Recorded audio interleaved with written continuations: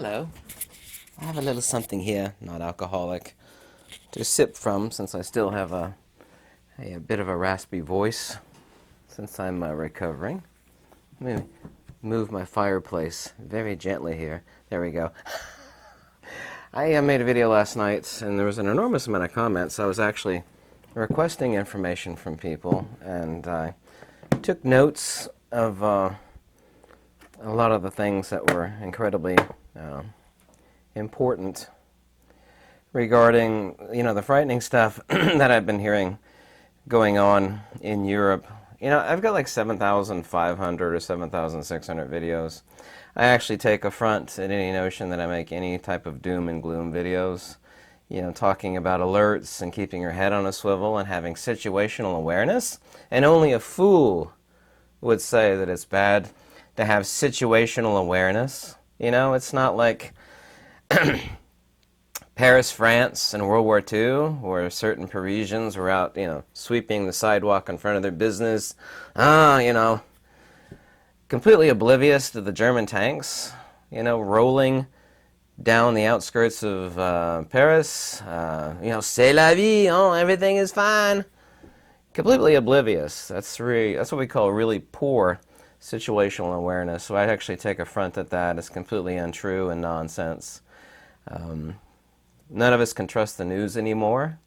And I'm not pretending to be a news reporter. I've never said that at all, but I love being an information sponge. I can take in a large amount of information actually quite quickly. It's interesting. I think it's at the Hague or it is the UN. Remember back when they were talking about flattening the curve with the COOF back in 2019? Flatten the curve. They're actually using those words in Europe now to talk about people in Europe dropping their energy usage. I'm going to get to people's comments here. I'm going to use exact words that you folks have given me from many, many different countries because you reported in something that's incredibly important. And if you don't think that this is important, then you really have not got a single clue in hell, not even a single one. I actually posted this on Instagram last night and some other places, and there were more than a few ignorant comments about, well, who cares about the Catholic Church or the Vatican? And I don't care about the Catholic Church or the Vatican. It's about seeing the big picture. When you see billionaires, if it were to happen, tell their family to rush to the Colorado bunker or something like that. It's like, oh, here's a person that is plugged in kind of all over the world, and they're telling their family to make for the hills, That's really important. So what the Catholic Church has done, you can look this up yourself. It's not hearsay, a rumor, conspiracy. It's cold, hard fact. And this is, if this doesn't tell you something, then you're just clueless. Pope Francis has ordered all financial and liquid assets held, and the Catholic Church has, endless amounts of money all over the world. Anyway, the Vatican, Pope Francis has ordered all assets and all banks and institutions, liquid and otherwise, to be brought back to the IOR, which is the Vatican Bank, must be moved. All assets of the Catholic Church must be moved to the Vatican Bank by the end of this month, September 30th, 2022. It is literally analogous to rats that are fleeing the sinking financial ship, as if banks were, a single ship like the Titanic is sinking. There's even stories of when the Titanic was sinking, they were told everything is fine at first, don't worry, everything's fine.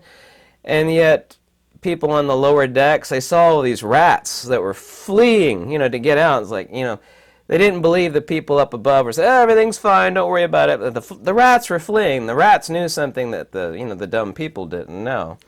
And that's absolutely freaking huge. I'm also told by some true financial experts, not that I listen to, most of these people are just full of themselves and liars, but they're agreeing on something. It's called margin calling. where you call your margins at the apparently there's supposed to be a huge call of margins, and something in the order of 1.5 to $2 trillion of margins are going to be called, and the money won't be there when the margins are called, and they're reporting a potential depression if that happens. I mean, that will be like 1929 United States. So let me get to your comments. I got an enormous amount of stuff from Germany. You know, just absolutely incredible. People, you know, get hoarding dead wood out in the wilderness. You know, stockpiling it up. I know Turkey is making tons of electric heaters for Germans since there's no natural gas for heating in Germany. Tons and tons of info. Anyway, I'm going to give you exact words from these various countries. Finland. These are not my words, but the people in these respective countries.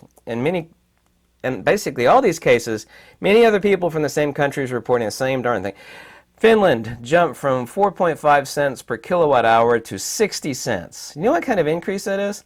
Around 1,300% rise. UK.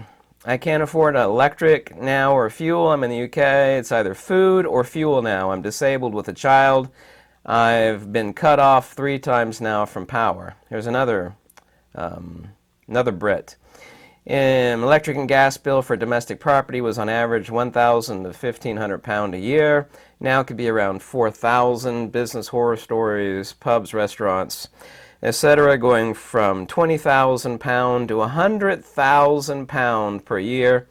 Even far worse for factories that rely mainly on the use of gas and electric. Some real horror stories coming through over here. What a mess. Dan from the UK. Another Brit. We have riots in Lancaster between 2 different cultures. The news is not touching on this. It's being reported on Twitter. I'm in the UK. My wife and I both work 40 hours a week, live in a small 2-bedroom place. We have no possible way of meeting our bills. All subscriptions have been ditched. Treats are a thing of the past, and it's only going to get worse. UK, hello. The cafe in the small village where I live in England had to shut down on Monday, as the cost of electricity has now gone from 16p per unit 12 months ago now to £1.06 per unit. Talking about kilowatt hour per unit of electricity. So 16p to 106. What is that, an increase of like nearly 600%? And it's forecast soon to rise again to around 1.5 pound per unit. Cafe owner told me at the current rate it's costing him around £37,000 a year just for electricity to run his cafe, which of course is completely unviable. Just bought firewood. Here's another Brit. In Beach, I guess the town of Beach this week, prices go up from 50 euro per unit to nearly 200 euro per unit. We need around 15 units to survive for this winter, plus 3,000 liters of oil, which has gone from 1.6 euro to around 1.6 liter. Monthly income here is about 2,500 euros. Insane. Another Brit. Not much more I can add. The SU arcade being committed in. I said that people are blissfully unaware about the situation we're heading towards. Americans, the same as Europeans, a lot of them are really, really suffering from a lack of situational awareness. You're literally like the Frenchmen, not that I'm picking on the French, sweeping their streets while the German tanks are rolling down the outskirts of Paris. And it's the small to medium businesses that are really feeling it, like many comments here and suggest. These businesses are going to close down. And I'm concerned. I'm drinking out of a measuring cup. Yeah, I'm really practical. Spiral out of control. Czech Republic. Fuel prices have doubled. Gas prices have doubled. Netherlands. I've heard a lot of horror stories out of the Netherlands. Last year, per cubic meter of firewood was max 100 euro. Just checked today, 250 per cubic meter. Netherlands, another guy. 2,300 kilowatt hour electricity, 1,100 cubic meter gas, December, 100 a month, yearly contract. Now it's 175, September 22nd, now 500. Might included this variable contract now. Anyway, basically say it's getting astronomically impossible to pay. The Netherlands, the Dutch energy price is a different guy now from the Netherlands. 5 times higher than a few months ago. 5 times higher. I heard a lot of people from the Netherlands. We pay 200 euros before. Now it is 1,000 euros a month. Slovenia. The wood pellets I bought for 260 euro per 1,000 kilogram last year are currently selling for 750 for 1,000 kilograms. So it went from 260 to 750. It's that bad. I can't imagine people with lower wages surviving this winter. I just can't. This is from Slovenia. Ireland. I'm in Ireland. The price of a 40 kilogram bag of coal went from 13 euro to 40 euro. Another Irishman. Northern Ireland electric gas went up 600%. In the last few days, there's been talk of the government freezing prices here. There's a lot of anger, calls to hit the streets over it. UK has announced we're preparing for severe civil unrest in coming months. Hi from Ireland. Another person, another Irishman. Years ago, I could have filled many oil tanks that I used for my heating oil for around $3.50.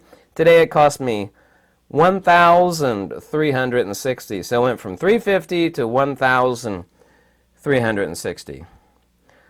Poland. My town's electrical prices went up almost 400% year over year. My personal gas bill from February was 2,000 Polish zloty.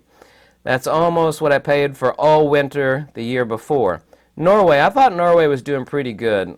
Norway has 2 different zones from what the Norwegians are telling me, north and south. From Norway, electric prices here is the big one.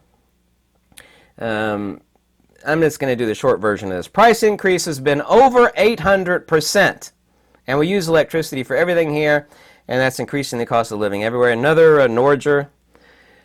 Norway is not so okay, like you said. The South is exporting its electricity energy from waterfalls to Europe, 17 terawatt hours, about 115 Slovenia basically said the same thing the other guy from Norway said. Italy. I heard a lot of bad stuff from Italy. Here in Italy, electric bills have risen up to 4 times. But many businesses and people are failing to pay. The TV tends to hide the protests, which for now are small in the polls. Most people are calling for an end to sanctions, but no big party agrees. Belgium here. Besides the astronomical living costs, it has been announced that huge chemical plants, Antwerp Harbor, etc., are about to be shut down. The metal industry is coming to a standstill. It's too much to mention from what I heard today. It's total collapse. I'm too anxious to take it all in at the moment. On the U.S. related to Europe, because there's so much interconnectivity today, undeniably so. 50% of my sales used to come from Europe, all over Europe. There has been a total collapse in demand from Europe. It's as if Europe fell off the face of the earth for me and my business. It's going to drag down the U.S. economy. We're all foobarred. He didn't say foobarred, but I can't say the word that he did say. So, not interested in doom and gloom, running around like a chicken with its head cut off. I'm not interested in any of that. I'm just talking about facts, objective things that people are meeting so far as their bills, their inability to make ends meet. Here in America, it's reported 2 days ago that 35% of Americans cannot meet demands to pay for, necessities, food, electric, and gas to get to and from work. They can't meet necessity bills. Discretionary income vanishes. There will be a domino effect, what I call a cascade failure, and the cascade failure will really shock people. Nobody's going to be buying anything they don't absolutely have to survive. Gas, electric, food.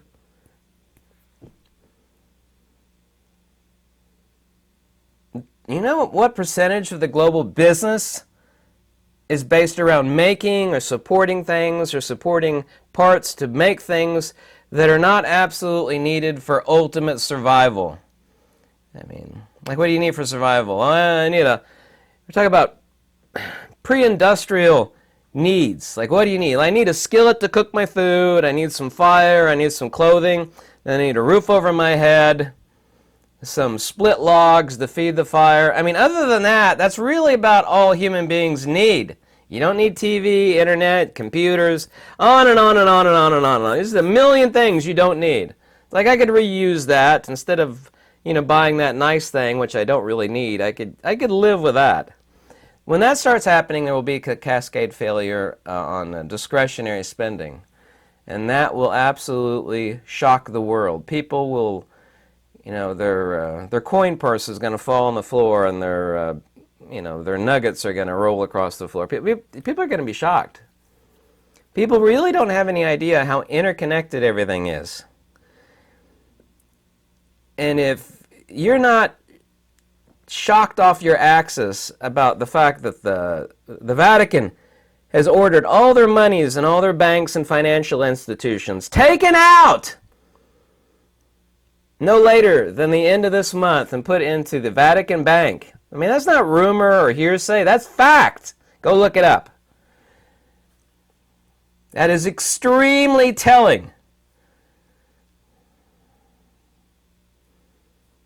That would be like if you heard that Jeff Bezos and his family, I don't think he has a family, all of a sudden Jeff Bezos is building an emergency underground bunker, and he's moved from Seattle, which I think is where he lives, and he's relocating to his newly built underground bunker, and you're like, oh, I want that doesn't say anything. It's exactly like that.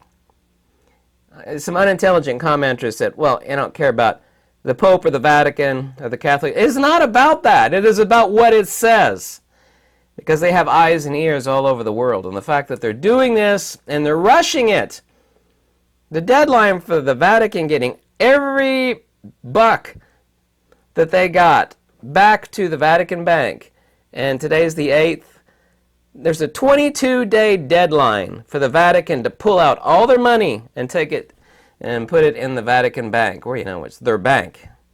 That'd be like, you heard the top 100 richest people in the world pulled all their money out and stuck it in underground bunkers underneath their house. Like, well, there's nothing to be worried about there.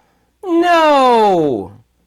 Like, if you were stupid, that would be the case. You're totally stupid. Like, yeah, there's nothing to... Anyway, I think I made my damn point clear. Excuse me. Humble apologies. This is fruit juice, by the way, if you wonder what that red stuff was I was drinking. Anyway, thanks for commenting. I read every comment last night in that video. Do with the information as you see fit. Prepare thyself. Always be prepared. Have situational awareness, and have the resources to take care of you and your loved ones. I do not ever intentionally make a doom and gloom video. I have never ever done that. Being prepared is not the same thing. Being prepared and informed is not the same thing as, Chicken Little doom and gloom stuff. So don't ever accuse me of that. You can accuse me of a lot of stuff, but don't accuse me of that one. Thank you.